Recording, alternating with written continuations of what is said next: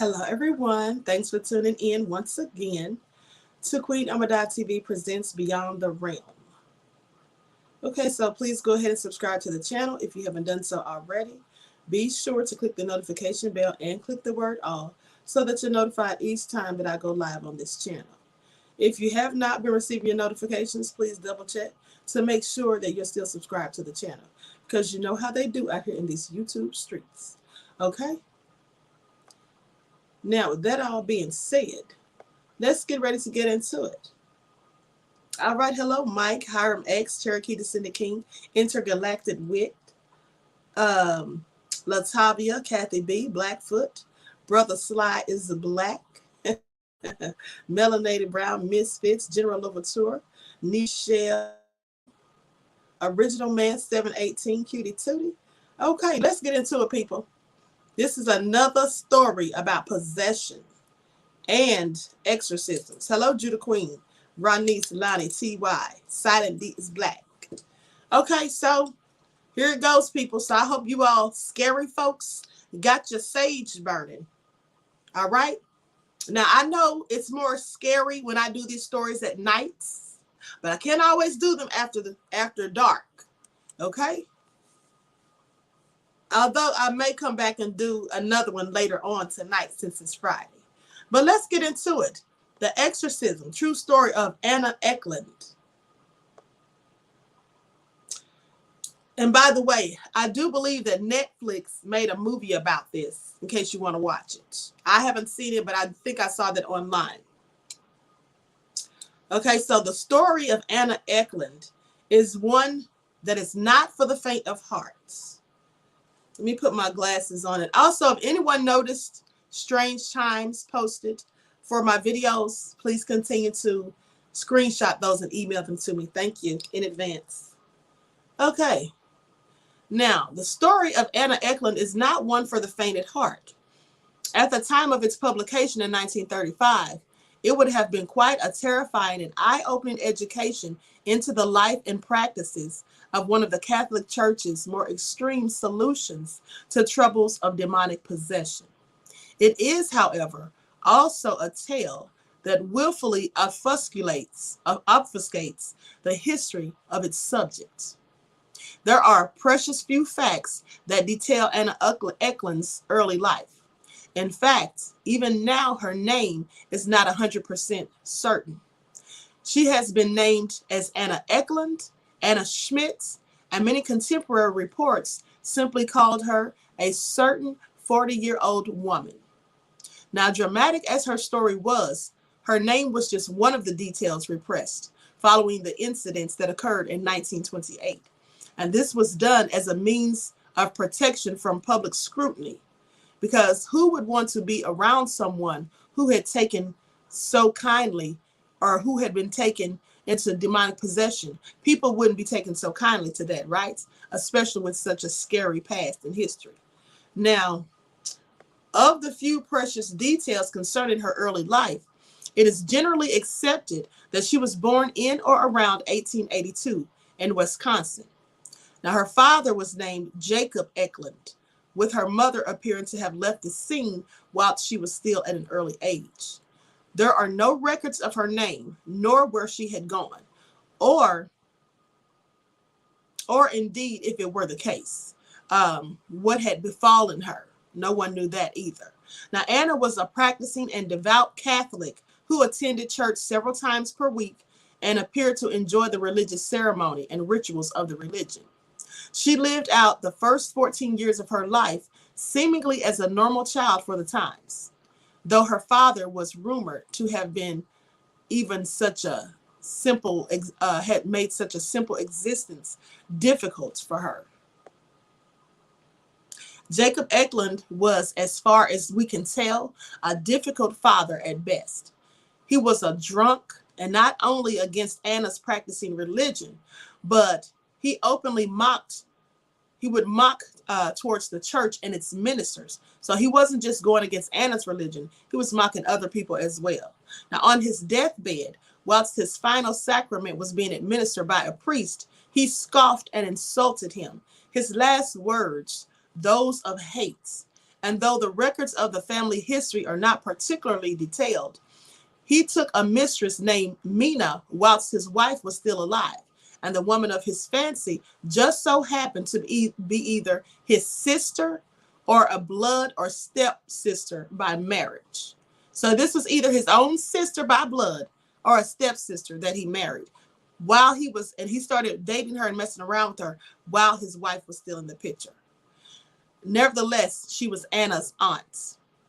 Now, Mina had a colorful background of her own, and she was well known in the town for having a reputation of practicing witchcraft and black magic. Most dubbed her rather straightforwardly as a witch, and she passed through the streets. Rumors continued to fly quite openly. Now, at some points between Anna's 10th and 14th birthday, Joseph on several occasions tried to pressure Anna into an incestuous relationship, though Anna had flatly refused him outright. Now, this pressure from Joseph and refusal from Anna, as one might imagine, caused no small amount of tension in their relationship, which then spiraled into a very dark place. It is around this time, at the dawning of the 20th century, that we first hear of Anna in any real detail, as it was also around the age that Anna turned 14, and she started to act a little differently. She began missing church, and when she was questioned, told of how she was unable to attend, of how she felt revulsion in the presence of religious symbolisms, and a physical resistance that was creating a literal barrier, stopping her from entering any religious buildings. She had also begun uttering sexualized thoughts of unspeakable acts. This behavior was deemed as a form of possession in 1908. Now, Father Theophilus Reisinger was called in to perform an exorcism, which he undertook, apparently successfully, on June the 18th of 1908. Though this ordeal seems scant, few mentions in any written history of the case, all seemingly went well, as again Anna's life falls into obscurity. Now, one can only assume that she lived relatively a normal life, if somewhat troubled, but at some point her father passed away, and once again Anna was finding it more and more difficult to practice her religion. This time her actions against her faith had stepped up, and she had found herself lashing out at her spiritual counselor. And at one point, she attempted to even suffocate him. She was gaining compulsive urges to destroy all of her religious symbols and was hearing inner voices that were driving her to despair. She initially sought the help of doctors, and after several qualified physicians had observed and dismissed her as being physically fit, and well over a period of several years, Anna instead turned to the spiritual and enlisted the help of the church. So soon, thank you, Rain Love, beloved. So she was obviously at this point being harassed and oppressed by demons. This is the first stage of possession. Remember, I told you, oppression, when the person starts to feel despair. That's clearly what it says that she was experiencing. Also, she was having an aversion to religious symbolisms and items, and she also wasn't able to walk into a religious building such as a church. Now, once in the care of the church, her counselors themselves spent several hours attempting to diagnose and alleviate her condition and failing. Though during the period, they took note of several oddities which they found difficult to explain in natural terms. Firstly, it was noted that Anna was able to understand languages that she had never previously understood, known, or studied. In particular, it appeared that she now understood Latin. And when the priest spoke to her in that language, it was said that she foamed at the mouth, became very enraged. Further, she was able to sense when blessed articles were in her close vicinity. Now, for those of you who remember, I have told you that the language of Latin is one that the demons hate. They hate to hear someone praying in Latin, and they will get very upset and angry. It is a language that they themselves speak. They don't take kindly to the fact that these people prayed and tried to cast them out actually can speak this ancient language as well. So they get very upset by that. And often people who are possessed, they will know and understand Latin, a language that they've never even spoken or understood before. So that's clearly a sign of possession. Now, she would know and be able to observe when blessed items, or such as holy water, were in her vicinity. And she'd become very angry and furious. Even normal objects which had no specific spiritual significance, but had been blessed or touched with holy water, would not pass undetected. And she would call the priest out on such objects, now demanding that they remove them at once. When the priests caring for her began to suspect supernatural forces were at play, they asked Anna herself what she thought was the problem. She acted completely unaware and was unable to give them any information regarding who or what may be behind the suspected demonic troubles that were now making her life so difficult. Finally, in 1928, and after many years of these observations, the church formally deemed Anna to be possessed. And once again, Father Reisinger, by now well known and well trusted for his work on demonic exorcisms, was reached out, and he was approached to take the duty for the second time. It is from this point that a fuller picture of Anna can be built, as her time spent with Reisinger was well documented fully. In fact, it is still to this day one of the most documented cases of exorcisms performed by a member of the Catholic Church. Now, the details of the ritual were witnessed by Father Joseph Steiger, a long-term friend of Reisinger's, and both witnesses' accounts were included in the pamphlet titled "Begone Satan," written by Karl Vogel and published in German in 1935 and in English in 1973. Its original intentions were to act as an informal pamphlet to be handed out to seminarians of the church to inform and educate them on the subject of demonic possession and the practice of exorcisms. The pamphlet tells of a very strange tale indeed. Now, Father Theophilus Reisinger was born in Bavaria in 1868, growing up on his small family farm. Highly religious from a young age, he was just 12 years old when, while suffering from an illness, he decided to devote his life to God, and at the age of 21, joined a monastery in Ecklund, a village that still today stands as an important pilgrimage point after a statue of Virgin Mary revived a young boy who had drowned in the river in 1489. Now, during his period in Ecklund, Reisinger decided that his future lied in the priesthood, but was denied the opportunity by the provincial father, who declined his application. Unperturbed, he set off to study in Sabask, and upon graduation with a strong recommendation in 1892, he then left for New York, where he stayed for a brief period before settling in Detroit, where he began his life as a novitiate in 1899. Now, his training and studies complete, he was ordained as a priest and wound back up in New York, placed in the St. Fidelis Monastery.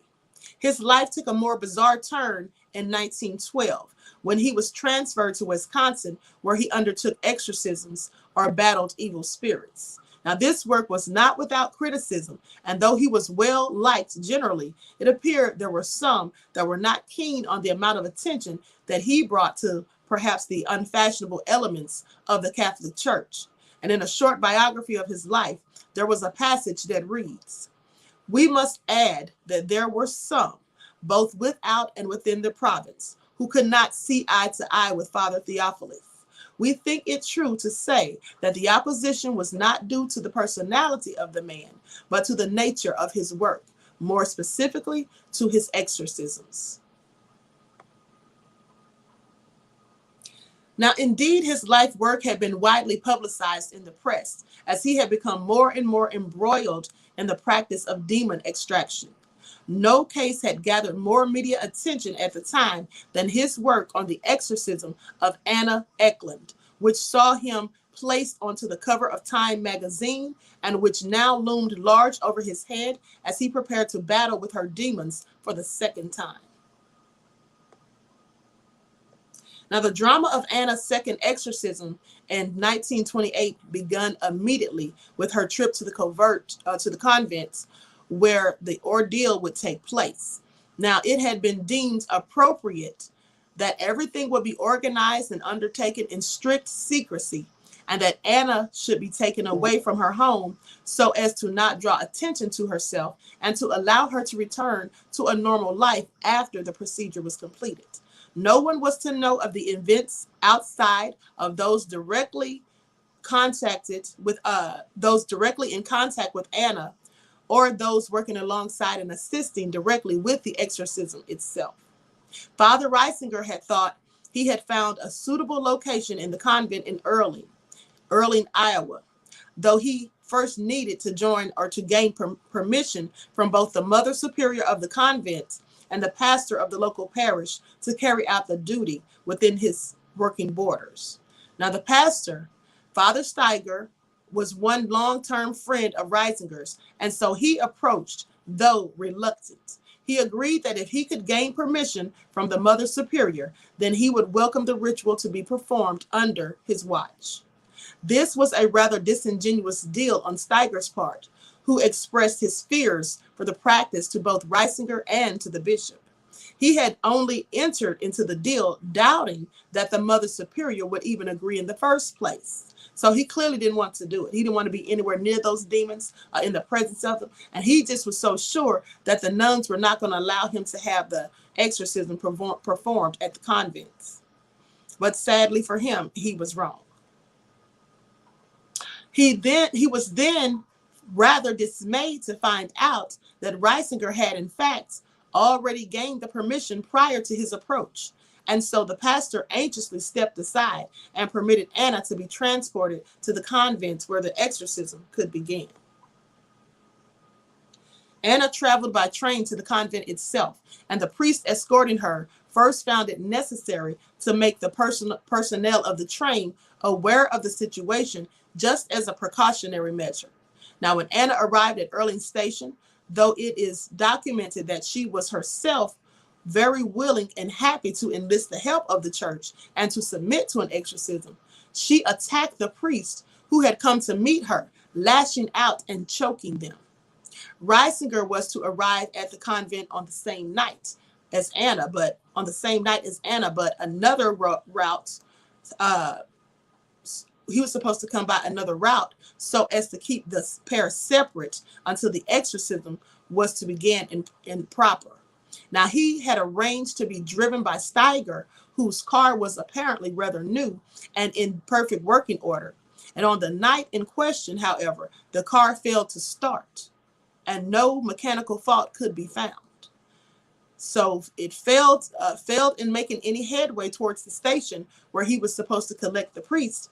Arriving 2 hours late, he found a calm Reisinger who merely shrugged off the complication as the work of the devil. So he knew it was nothing but the devil trying to intervene and get them not to come.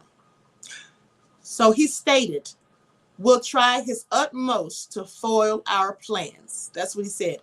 The devil will try his utmost to foil our plans. Finally, all parties converged at the convent and preparations for the exorcism could begin in earnest.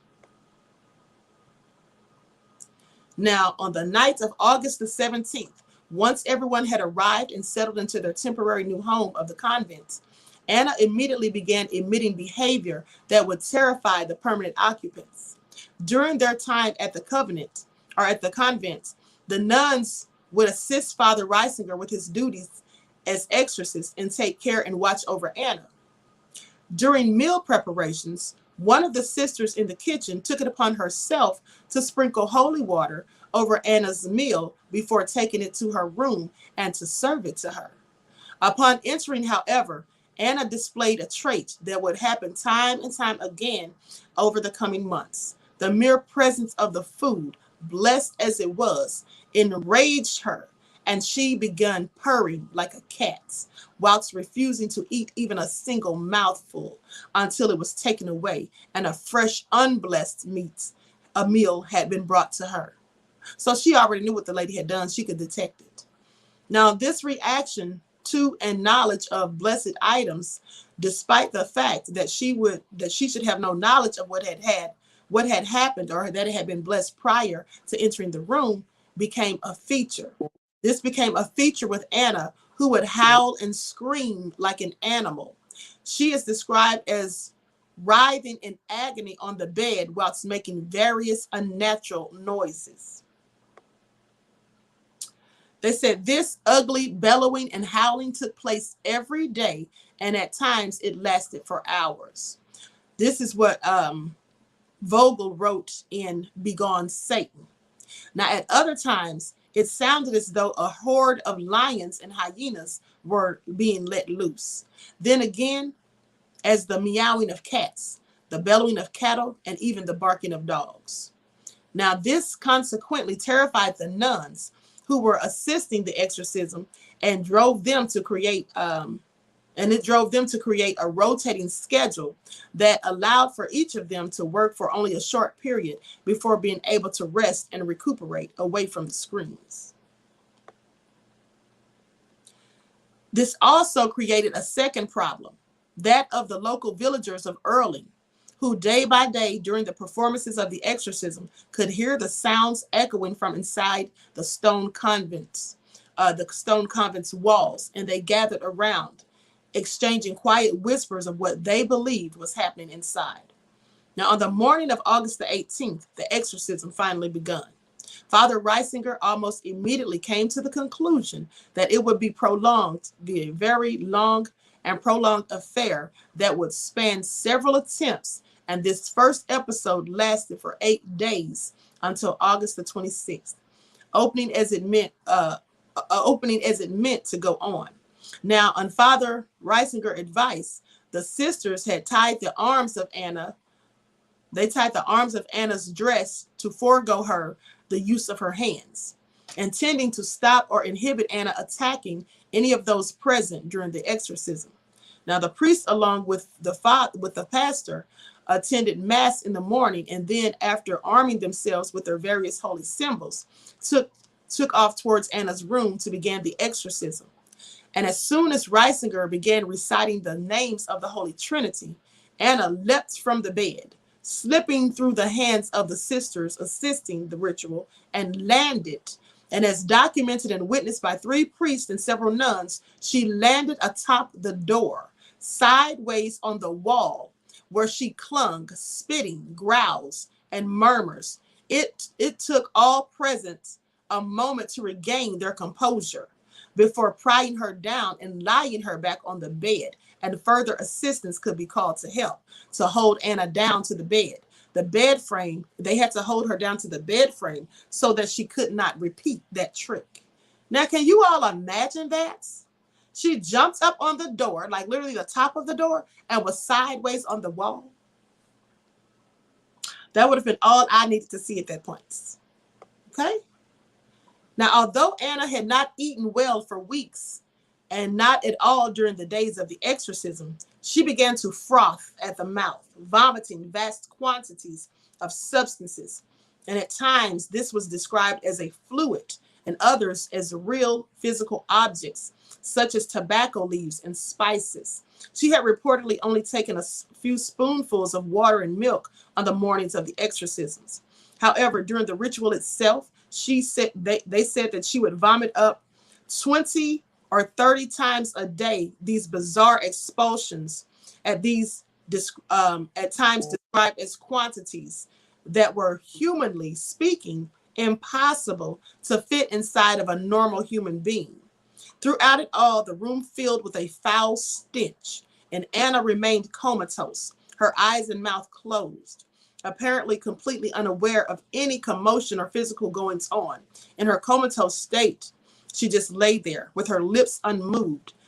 And even with her lips unmoved, she spoke in various languages, predominantly in Latin, German, and then English, whilst at other times she was described to have been communicating with the now familiar bestial growls and demonic murmurings.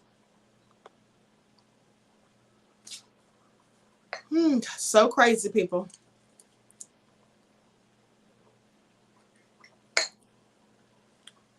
The evil spirits, they say, simply spoke in an audible manner for someone from somewhere within her. Through these bursts of speech, Reisinger learnt all manner of details concerning the demonic presence with Anna, and came to the conclusion that she was possessed not only by one demon, but 5, those of her father, Jacob, and his mistress, Mina, now apparently residing in hell, along with Beelzebub. Now, Judas and Lucifer himself, also alongside the main 5, were scores of others, lesser demons, that would arrive in packs, screaming and growling atop the other, or one another, until they could be driven away by Reisinger's exorcisms. This process of battle continued for 8 days until the group feared for Anna's life, as she became emaciated and pale. And on August 26th, it was deemed necessary to break the proceedings and to commence anew after Anna and all present had been given time away to recuperate and renew their convictions for the further battles that lay ahead. It was only after the exorcism ceased that Anna would again open her eyes and return to a normal waking state. Now, the second exorcism began on the 13th of September, and at this time, it lasted for a further 7 days. This time, the group were able to ascertain further details of the demons that possessed Anna, driving her to a frenzy. Now, when spoken to separately, each demon would answer Reisinger in the language they were addressed, in the language in which they were addressed, and Reisinger theorized that they would have been able to command any language that they so wished. The first to offer up any clues as to why he was present was Beelzebub. He told Reisinger in broken, winding sentences that it was he who had possessed Anna at the age of 14, and it was he who had been the subject of her initial possession as a child. He had been charged by Satan to undertake his task, and it was Anna's own father, Jacob, who had commanded Satan to possess his daughter, cursing her for her unwillingness to commit incest with him while he was living. Next came Judas. When Reisinger asked the demon, "Are you Judas Iscariot, the former apostle?" he replied in booming, elongated tones, "Yes, I am the one." This voice came as such a shock to the sisters assisting that they fled the room and were left quivering with fear, unable to re-enter the chamber for some time. Judas went on to explain that it was his charge from Lucifer to torture Anna and to drive her to suicide, to bring her to despair, so that she could and would commit suicide and hang herself. She must get the rope. She must go to hell, he replied. Later, Jacob would arrive and enrich the group with his story, offering a motive for the possessions. He had spent his life ridiculing the church and casting aside any semblance of faith. This, however, was not enough to cast him to damnation. It was Reisinger submitted, the cursing of his own child and bringing about the demonic possession in the first that committed him to eternal damnation. Now in hell, he schemed against his daughter, who had shunned his sexual advances in life, aiming to ruin her. He was a bitter and twisted possession with little motive other than to cause suffering upon Anna, his own child. Mina too spoke of her presence in a similar fashion. She had been damned in part for her affair with Jacob, but also for the killing of her own children. She spoke of her unrelenting acts of child murder with little remorse, even forgetting how many she had killed. Now, at first stating 3 before correcting herself, and then confirming that she had murdered 4 of her own children whilst she was alive. Mina said to Reisinger, a woman full of hatred, or she seems to Reisinger, a woman full of hatred, and her disjointed speeches were documented as being filled with such bitter hatred and spite that they far surpassed all that had happened thus far. Her demeanor towards the Blessed Sacrament is beyond description. She would spit and vomit in a hideous manner, that both Father so that both Father Theophilus and the pastor had to use handkerchiefs constantly to wipe off the spittle from habit and cassock because of her unworthy communions. It was clear that the blessed sacraments, the bread of eternal life, which should have been the source of her eternal salvation, turned out to be unto her eternal damnation. For she tried to get at the blessed sacrament with a burning vengeance and hatred.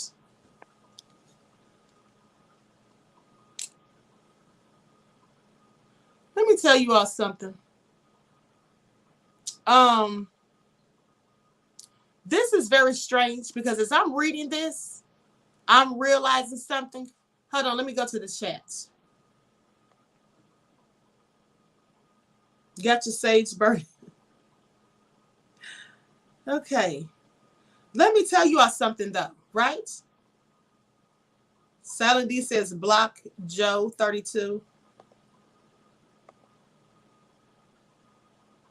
Listen, people.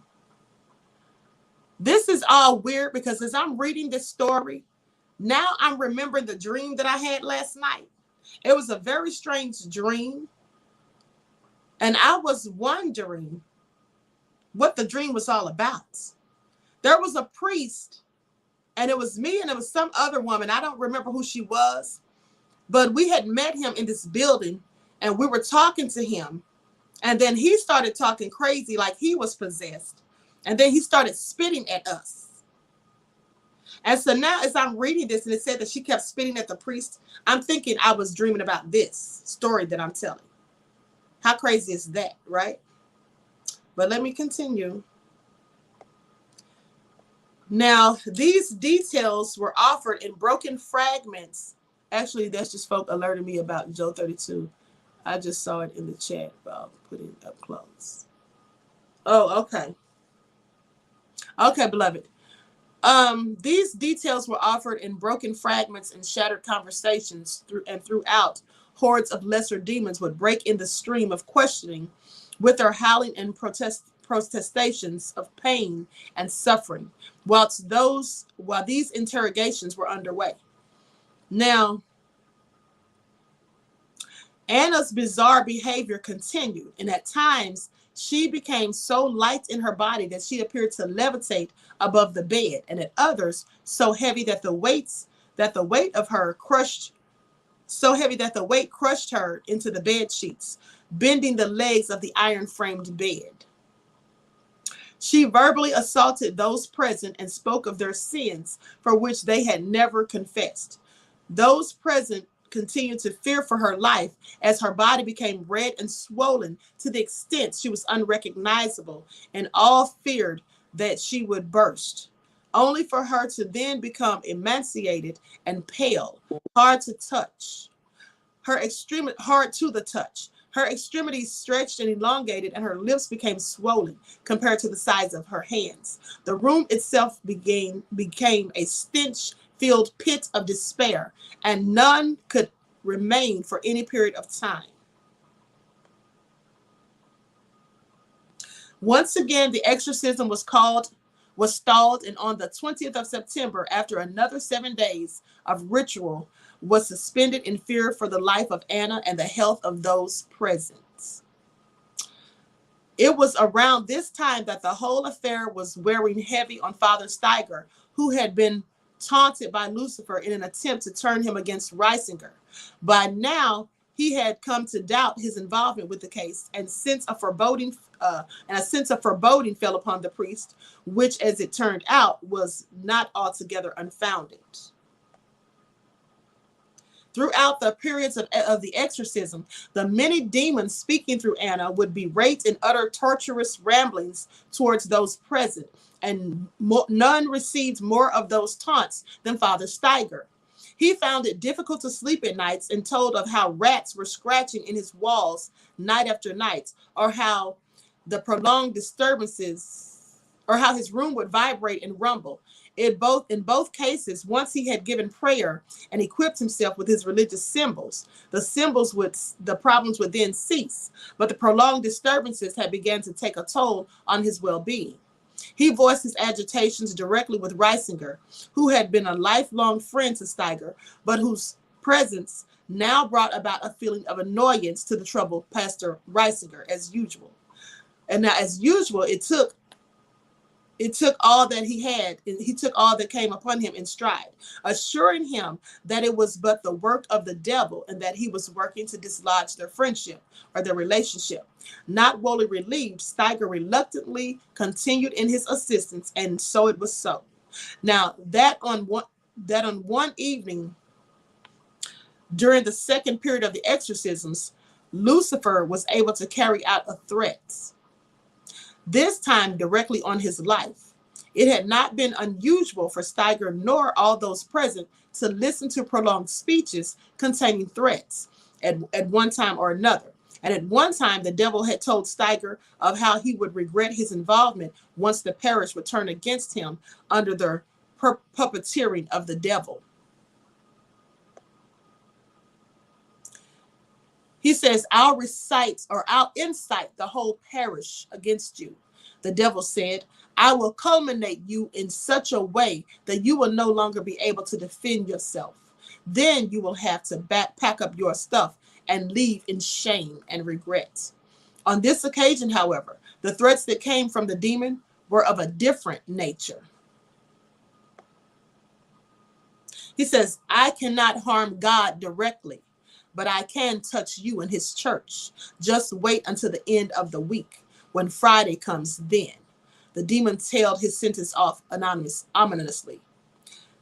That very Friday, the pastor was called to a home visit within the parish to read the last sacraments to a dying woman. The family offered to collect the priest and drive him to their home, but found their car was unable to start. And so with the utmost care due to the devil's threat lying in the back of his mind, Steiger made his preparations, preparing for a safe journey, and took off in his own car to the home of the dying woman. He had driven the road 100 times before, and this lent him a manner of confidence, yet still he drove with the utmost caution. On his return journey, however, a black cloud appeared in the road ahead, and at the very moment he had driven on a long bridge that cast over a deep ravine.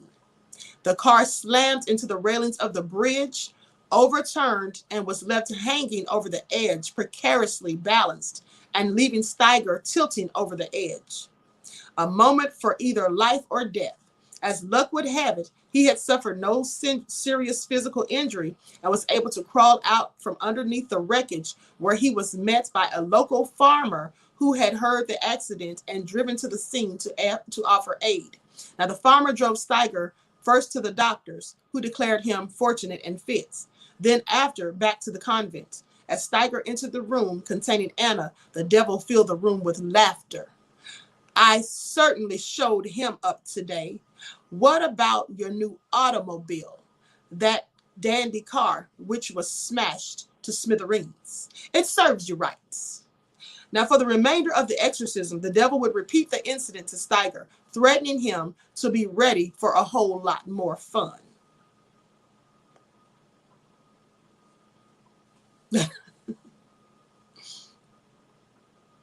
Now, it was with such burdens and heavy sense of thought that finally the third and final exorcism was to take place.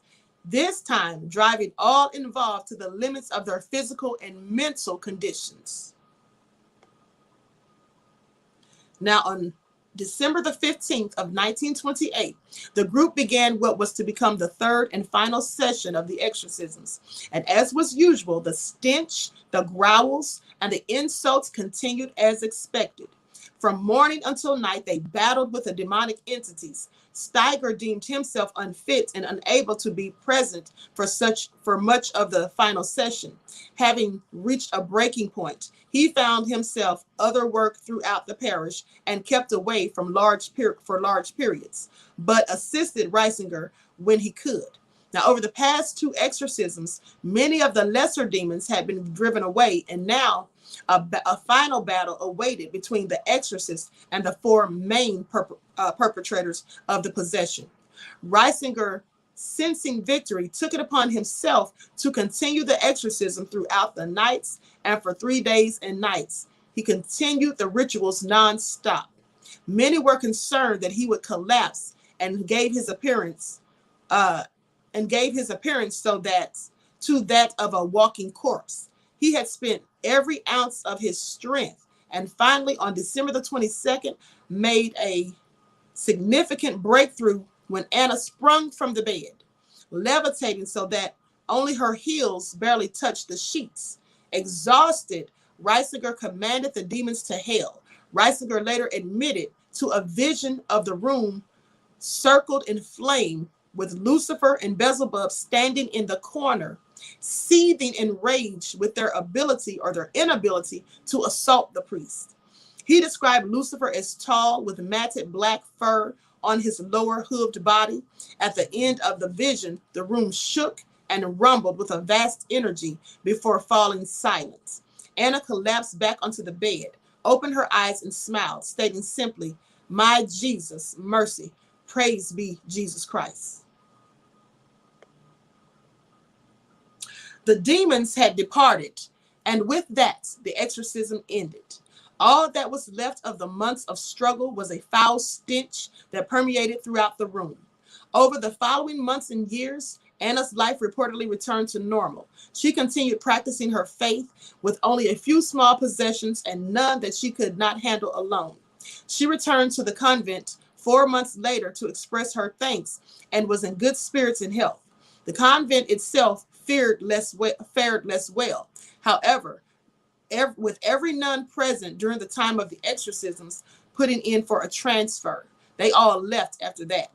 Now, unable to remain with the memories of what had gone on during those trying months in 1928, they all had to depart. And as a final word in the pamphlet, Teresa Wegerer, housekeeper to Father Steiger, gave the following testimony.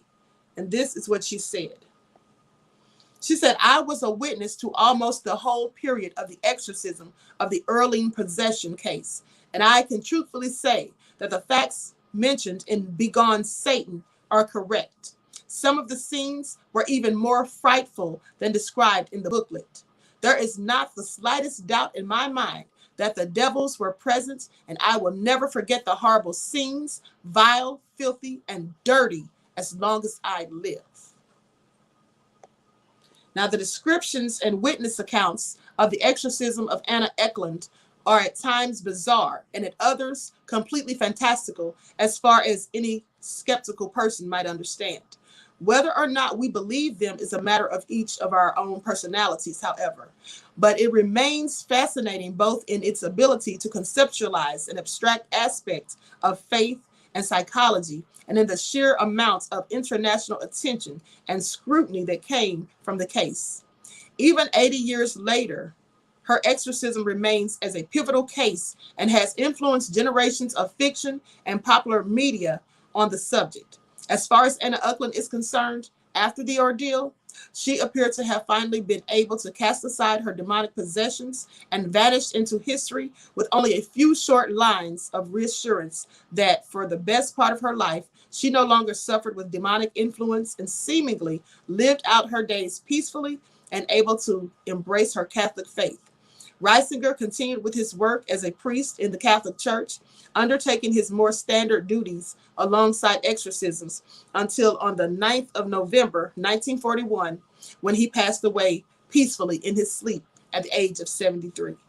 For Anna and many others whose lives have been affected by demonic intrusions, the words of Reisinger still ring in their memories. And those words are, "Depart, ye fiends of hell.